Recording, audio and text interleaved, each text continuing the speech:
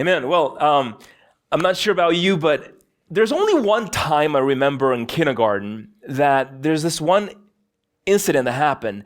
It's funny because I don't really remember much of kindergarten, but this one moment I do remember, and I do remember it very vividly. It was my teacher decided that we're going to go on a field trip, and when you're in kindergarten, you hold hands and you kind of walk in rows. You know what I'm talking about, right? Like you walk in rows. And I had to I was kind of one of those kids that's extremely distracted by anything shiny. So I was sort of kind of looking around, and to my credit, I was thinking, I do remember this, which is kind of crazy to think about that. I still remember this. But I did think about God, namely how and who made God. And as I'm walking, right, I'm just kind of looking around and I'm kind of like all over the place. And I just remember this particular thing that happened where I just kind of heard this clank and then just a sharp pain right here, right in my forehead, and then everything turned to black. And I remember waking up and then I'm surrounded by just a whole bunch of my peers, a whole bunch of kids. Turns out I walked into a pole.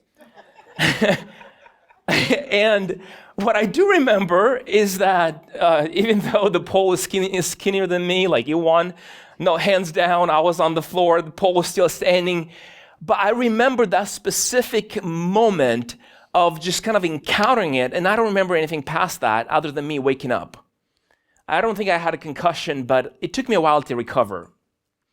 Now, I know you guys are laughing at this because you're like, wow, you walked into a sign, but I'm sure you've had things like that. You were distracted maybe on your phone and you either walked into a door or you did something with your car. You almost by the way, you shouldn't be texting and driving. I'm just saying, public announcements, but you've done something like that. Well, I think the book of James is kind of like that sign. That you have your theology, and the book of James just kind of comes and slaps you and says, he's just so practical about things.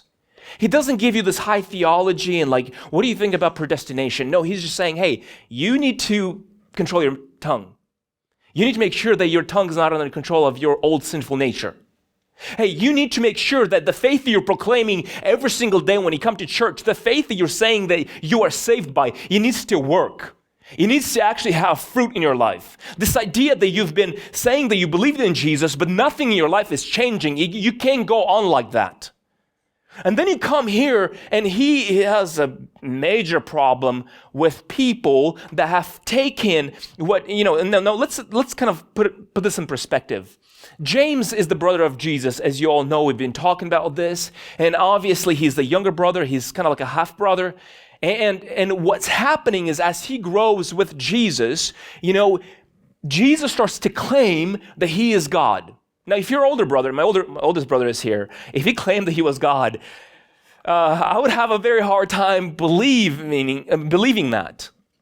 Right? So his older brother starts to claim that he's God. Now, some people might think, well, that's kind of crazy. And you've seen people before that claim they're God.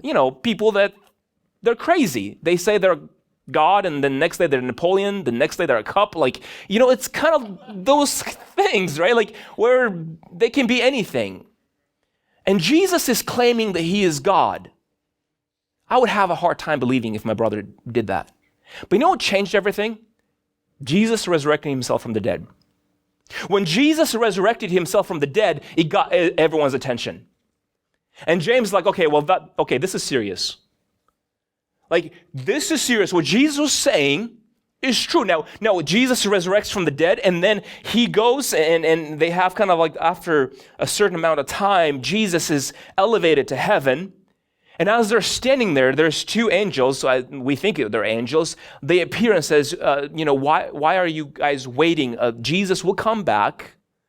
Right? So the church in this time is in this waiting period, and they're waiting every single day that Jesus will show up anytime. But then by the time he writes this, it's been about 30 years. So people start to mock, and people are like, okay, well, Jesus said he should be back by now. It's been 30 years. And so people are starting to getting distracted a bit. And then that's how this is sort of set up, where the first part of this chapter, you have some people that they come to church not to encounter Jesus and to worship, but to flaunt their wealth. Not only that, but people start to lose the fear of God. Now, if you look throughout the Old Testament is full of stories of people walking after God, and then kind of like me, and starts getting distracted. And one day you start getting distracted, they walk away from the Lord. And not only that, but they start to be, pursuing wealth, power, fame, all these things. And they're willing to do anything to get it. Not only are they pursuing the wrong thing, but they become corrupt, because if you pursue anything, Timothy Keller says that our heart is a factory of idols. If you're not worshiping Jesus, you'll be worshiping something else, is what he is saying.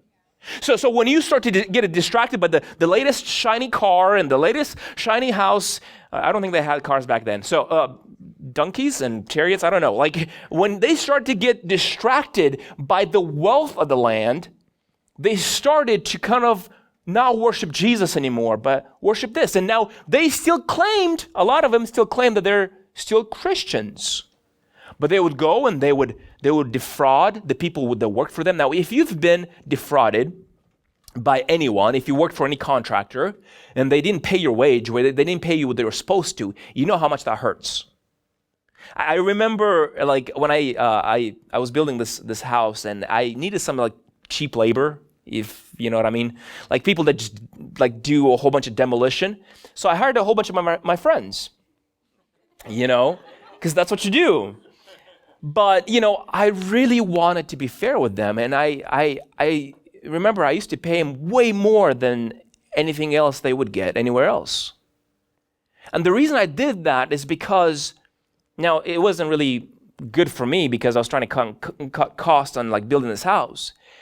But when I was paying them, I would remember the time when I had my first job, and I was doing so much work, and I was trying so hard, and in 2 weeks I got fired because apparently it wasn't good enough, and I was getting minimum wage, and I was like, but I need gas to get home. It was just, I remember those moments, how difficult it is to be broke and to be cheated. And this is where we arrive here, where James just sort of proclaims, and he goes, look here, you rich people, weep and groan with anguish because of your terrible troubles ahead of you. Your wealth is rotting away, and your fine clothes are moth-eaten rags. Your gold and silver are corroded. The wealth you are counting on will eat away your flesh like fire. That is some strong statements in there. Now, is being rich wrong? No. We see there's plenty of people in the Old Testament that they're rich. Talk about Job, even though he lost everything and then gained it all back, double that, right? We see Abraham was rich, right? What he's talking about here is people that are pursuing riches instead of Christ. People that have made it a pursuit to put their hope in things that are eaten by moths and things that are kind of decaying. Now, I think some of the most sobering places you can spend eating your lunch is the cemetery and the dump, the trash place. Because the cemetery, it'll give you a pretty fresh reality on your own life and how fragile life is and how finite all of us are. And the dump, you'll go and see all your beloved stuff. That thing that you had to get on sale. That thing that now is just piles and piles of trash. It gives you a really good perspective on the use of things. So what James is saying, look, if you put your trust in your money, in your possessions, you will rot away. If you are pursuing that, it's going to fail you. It amazes me. Now, a lot of you guys are sitting this morning, you're like, well, that's not for me because I'm poor. So this message is not for me. I'm good. But to put this in perspective, if you make $25,000 a year, which most people here will probably make that, you're in the top 2% in the world when it comes to wealth. You make more money than 98% of the people in the world. So yeah, by the world standard, you are rich. We are rich. Take that to complain to someone about your troubles, right? Like, we drive nice cars, we have nice houses. As far as I know, most of you ate this morning, or at least if you didn't eat it because you chose not to eat. Right? So I'm not here to sort of have this tirade against money and riches, because money at the end of the day is not money's amoral. Money's not evil. It's the love of money that's the root of all evil. It's when you pursue money instead of pursuing Christ. You see, money is a great slave, a great servant, but is a horrible master. When you start to look at money to serve others with it, it's a great tool. But the moment you use people to get money because money is your master, that's problematic. Now, James is not saying something new here. Jesus talked all over the Bible about this. For example, in Matthew 6:19, he says this: don't store up treasures here on earth where moths will eat them. What do you think James got the idea about moths eating them, right? And rust destroys them, and where thieves break and steal. Store your treasures in heaven where moths and rust cannot destroy, and thieves do not break and steal. Whatever your treasure is, there the desires of your heart will be also. Your eye is like a lamp that provides light for your whole body, or your body. When your eye is healthy, your whole body is filled with light. But when your eye is unhealthy, your whole body is filled with darkness, and the light you think you have is actually darkness. How deep is that darkness? No one can serve two masters. Either for you will hate one and love the others, you will not be devoted to one and despite the other. Well, you will be devoted to one and despite the other. You cannot serve God and be enslaved to money. Jesus makes it very clear that money makes a horrible master. Now, you might think, well, Slavik, I know that. I know, but we need money. Of course, use money to serve people. Because the next thing that James goes into, he says this: your gold and silver, verse 3, are corroded. The very wealth you were counting on will eat away your flesh like fire. The corroded treasure that you have hoarded will testify against you. So the first problem that he has is hoarding.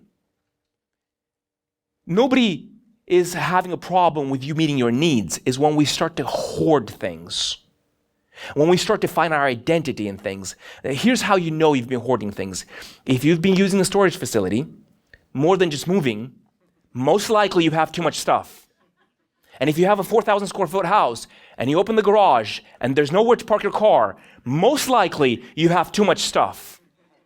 Now, I not from the Lord command, but from me, I would really hope that you embrace minimalism. Just don't be like me, because I maybe a little bit extreme. We only had one fork in the house, and my friends complain about this. But nobody is saying that you shouldn't meet your needs. What we're talking about is hoarding.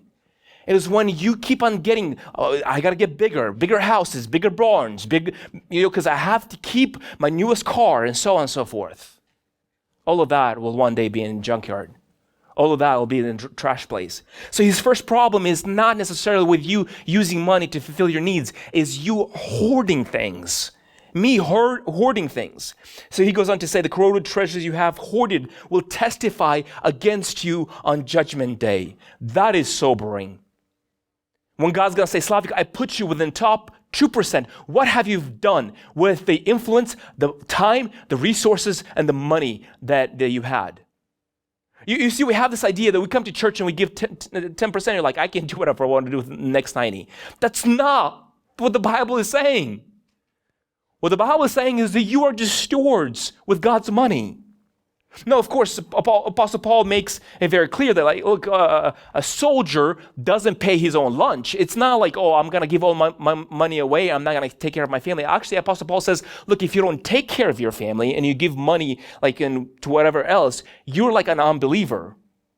So yes, take care of your family. Make sure you're doing the things that you're supposed to be doing. But the moment you start to find your identity, the moment you start to look at getting more stuff, more money as a security, because here's what we're really saying here.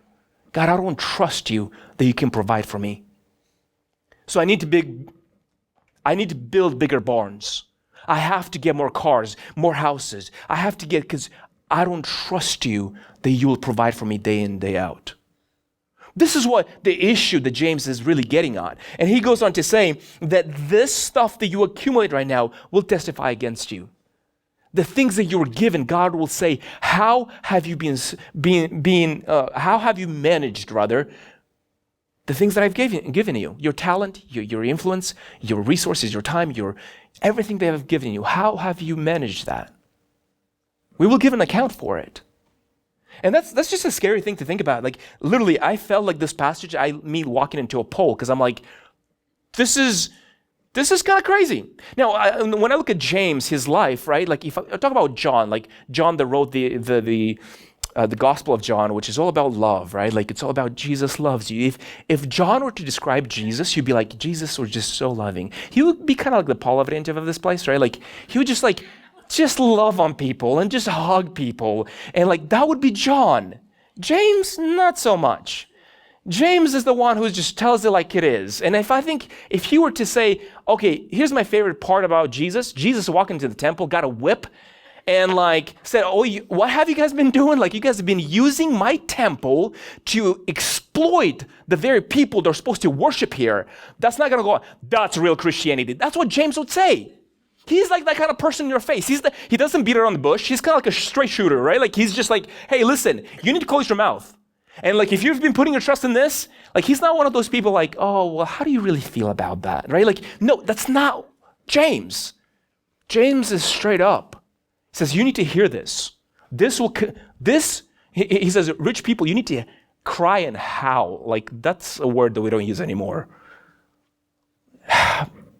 So he goes on to say this, because here, this gets a lot more difficult. Verse 4, it says, for listen, hear the cries of the field workers, whom you have cheated on their pay. The cries of those who will harvest your fields have reached to the ears of the Lord's heaven's armies. So with the second problem he has, first problem, you've been hoarding. Second problem is you've been hoarding and you've been defrauding people. You've been cheating on your taxes. You've been cheating people that have been working for you. You've been doing that, and God is watching all of that. God is watching your dishonesty. God sees what you're doing with your employees. He says, and their cries, when they come home and they cannot feed their family because you've been cheating them, they reach to me. That's why in James 1:27, we see him saying that true religion or genuine religion is to take care of the orphan and the widow and to keep yourself unspotted from the world. What he makes it very clear is like, if you are saying that you are a Christian, you have to make sure that you are honest. You make sure that you are using what God is giving you in the right way. Don't hoard it, and don't defraud people. The third thing he says, verse 5, you have spent your years on earth in luxury, satisfying every desire. You have fattened yourself for the day of slaughter. You have condemned and killed innocent people who do not resist you. So there's two charges here. One, you've been wasting what's been given to you to fatten yourself. Like, I hope a different translation has more of a soft word, but like, this is what it's saying. You've been using that and you've been abusing it. And not only that, in the process, people have died. Because they didn't have a welfare system back in the day. And by you not providing the right wage for your coworkers, or for your workers rather, or your employees, that might have caused like them to be poor. That might have caused them to be dead because of it. So needless to say, James has a major problem with anybody that thinks they're a Christian, but then they're not doing it. But here's the good news, because he speaks to the people that have been claiming this, and then he changes perspective a little, and he talks to the people who have been following after Jesus, and they're the ones who are getting defrauded.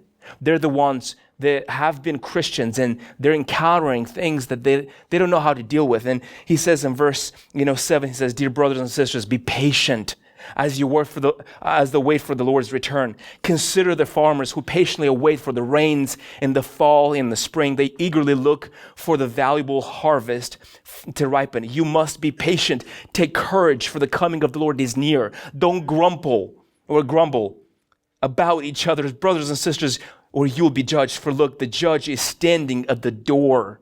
So James is, even though he has this personality, he's like, okay, well, we got to do something about this, and your face personality, you'd think he'd be like, you know what? You know how we're going to deal with this injustice? We're going to start a Christian coalition. We're going to start a union, and we're going to march for our rights. Like, he could have said that, but that's not what he's saying. He says the answer is not for us to unionize and demand our rights. What he's saying here is that be patient and wait on the Lord. James, like, seriously? But we're getting clubbered here, James. James, like, no. You don't understand. Be patient and wait on the Lord. Now, I think a lot of us have a problem with being patient because, you see, God is patient, but he has all eternity. And we have only a few years. So we're trying to make as much as we pack in those 30, 40, 50, 60, 70 years. And like, I got to get things done. I got to make a name for myself. I have to make sure that something's named after me. I got to write a book. I got to develop a film. I got to let people know that I'm important. Well, Jesus really did ministry for 3, and he changed the world. Jesus was on the mission, the greatest mission that has ever been in humanity, yet he had time to pause. Yet he was never in a hurry. I mean, think about this. Jairus coming to him and says, hey, my kid is sick and is about to die. And this lady touches Jesus, and Jesus is like, who touched me? And Jairus is probably thinking like, who touched you? Everyone touches you. We're in an emergency. We have to go make sure that my kid is getting, healed. No. Jesus pauses. He's not in a hurry. He is present. One of the things that I really hope that you get out of this message this morning is eliminate hurry out of your life. God has you in this moment, and some of you are thinking, what are we going to have for lunch? And when is this guy going to be done already? Or you have, you after service, you'll see someone that you really want to talk to, and you have somebody that, they kind of has you kind of like verbally handcuffed, you know what I mean? Like, let me tell you, I went to Home Depot, and you're like, hey, I don't care. So you're really trying to get past them because you really want to talk to somebody else. Can I tell you that very moment, God ordained that moment? The people they've been ignoring to talk to somebody else. Can I tell you, don't be in a hurry. Talk to the person in front of you. You know how I know you guys do this? Because I do it. And that's embarrassing to admit. And God had to deal with me. He says, I ordained for you to talk to that person. Stop looking for the next thing. Pause. Be present. He'll ordain the next appointment. Be present in those conversations. Jesus was on the greatest mission of his life, of our lives, of humanity's lives. He was in a hurry. He paused. He was present. He was patient. And the reason we don't like to be patient, because it threatens our autonomy, right? Like the whole idea of autonomy where we want to be self-governed. We don't want to be dependent. Like, have you ever waited on people? I'm one of those people, like, my friend would call me like, hey, Slavik, I'm leaving my house. 3 hours later, it'd be like, I just left my house. And then you're like, okay, I'm there. And then 45 minutes later, and I'm like, can't you just tell me? Because I got things to do. And I would get so mad. I'm like, why are you telling me that you're coming, but you're not coming? And it was just like, it's so hard. And the reason we have problems with waiting, like if you're waiting on your spouse or on your friend or whatever, right? Like the reason is because it makes you dependent on that person. But God's like, you know what? I want you to be patient with me. I'm going to bring a breakthrough in my time, not yours, my time. I'm going to make this go away in my time, not your time, my time. That's what God is saying. And as an illustration, he says, consider the people that came before you. They didn't get everything that they were promised. They had to wait. I mean, think about this. Abraham had to wait until he was very old, until he had his first son. Right? Like, until he had a son, right? Like, he had to really wait. Isaac had to wait to get married a long time. Go look it up. It's a long time, right? Like, it's just, you see it over and over and over. But then you see, for example, Job, who was so kind, and he would offer sacrifice just in case his friends his sons would sin. He would be so good with the Lord. And then out of nowhere, somebody comes like, oh, yeah, all your family's dead. And all your cattle is dead. And you lost everything. And then boils break all over his body. I wonder where the prosperity gospel fit into this. God has great plans for your life. He's got amazing plans for your life. Really? Because I've been really dealing with this. And the only person who can actually come to me physically and offer me some solution comes to me, my wife, and comes like, why don't you just curse God and die? Well, thanks, honey. That is nice. But I love how he says in a few chapters before, he says, but I know that my Redeemer lives. And on that day, I'm going to encounter him. And the crazy thing about this story with Job, and James mentions this, is think about Job, like how much he suffered. But the crazy thing about Job is that he goes on for 37 chapters asking God why. Why has this happened? And the 38th chapter, I'm going to read it to you because it's very interesting, to say the least. God replies back finally and says this, then the Lord answered to Job from the whirlwind, who is this that questions my wisdom with such ignorant words? Right? Like, brace yourself like a man, because I have some questions for you, and you must answer them. Where were you when I laid the foundations of the earth? Tell me, if you know so much, who determined its dimensions and stretched out the surveying line? What supports its foundations? Who laid its cornerstone? As the morning stars sang together and all the angels shouted for joy. And he goes on for 129 verses with 128 questions. And you know what? He doesn't answer any of Job's questions. You know what God is saying? I don't even know if Job even found out what really happened. God's like, okay, well, if you think you're so smart, if you think you've been suffering, what were you when I laid the foundation of the earth? If you think you're so good, God never answers Job's question. Job suffered, and he didn't even know why. And when God spoke, he didn't answer, but just asked him back, okay, listen, what God was saying, I'm God and you aren't. There's things that I see that you don't. I see things from a different perspective than you do. What you see is just a small piece of the puzzle. I see the whole thing. In the grand scheme of things, this will make sense. Right now, it does not. And James says, look at Job in your affliction and your suffering. Look how he has dealt with it. He was patient and he has waited. You see, God's design for suffering is to strengthen your faith. The enemy's design for suffering is to destroy your faith. God doesn't care about the car that you drive and doesn't care about all those things. What he cares is about your soul. What he cares about is to make sure that you are saved, to make sure that he delivers you, that the work that he started in you, and he'll use all means by it. And some of you will go on to be very successful in business, but I hope that in that business you are godly, you're not defrauding, you're not cheating on your taxes, you're not cheating your employees. I hope that you're using the talents and the gifts that God has given you to better the people around you, and not only that, to proclaim the gospel at the ends of the earth. I hope that as a church we are doing that. Wealth, like I mentioned, is not a great master, but is a great servant. You see, if I gave you $1 million, it'll only emphasize you what you already are inside.